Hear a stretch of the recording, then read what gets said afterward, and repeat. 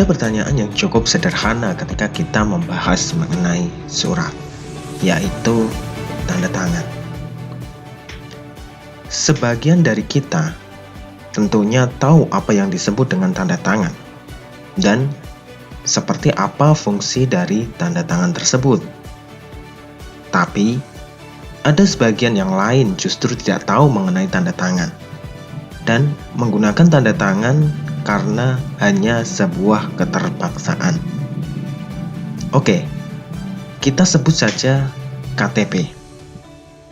Bagaimana bisa kita harus membubuhkan tanda tangan pada kartu tanda pengenal kita tersebut?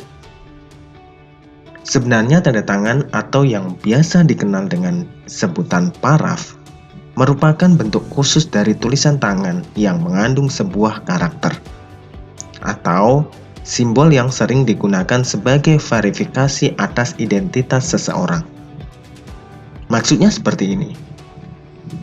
Di zaman modern seperti ini, banyak dokumen yang telah dibuat menggunakan mesin ketik atau komputer. Dan hasilnya akan kelihatan melalui sebuah cetakan yang rapi dari mesin pencetak digital atau yang biasa kita sebut dengan printer. Anehnya, ketika semuanya menggunakan mesin printer, hanya tanda tangan yang harus dibubuhkan secara manual tanpa menggunakan mesin pencetak. Sebenarnya disinilah fungsi besar dari tanda tangan. Pada dasarnya, tanda tangan merupakan sistem verifikasi atau legalisasi yang menunjukkan sebuah dokumen menjadi sah atau tidak. Dengan maraknya kebutuhan dokumen penting saat ini, seperti surat perjanjian, dokumen jual beli, sertifikat, dan surat berharga lainnya, membuat tanda tangan sangat penting sebagai bukti bahwa suatu transaksi antara dua orang atau lebih bisa dikatakan sah hanya dengan tanda tangan. Meskipun model tanda tangan dari setiap individu memiliki corak dan karakter yang berbeda, tak jarang sebuah tanda tangan masih bisa dipalsukan atau dibajak oleh orang lain.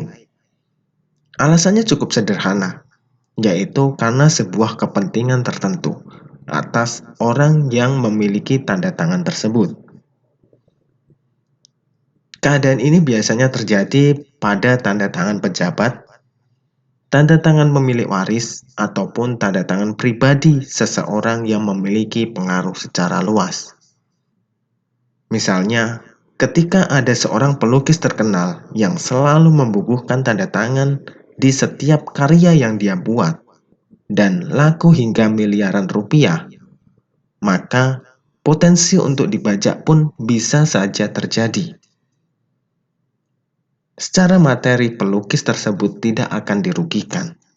Tapi secara moral, tanggung jawab serta nama baik, pastinya pelukis asli yang memiliki tanda tangan akan sangat dirugikan.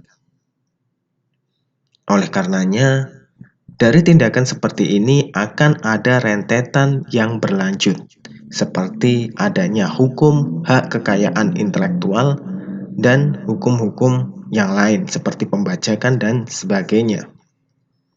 Oke, seperti itulah fungsi dan kegunaan dari tanda tangan.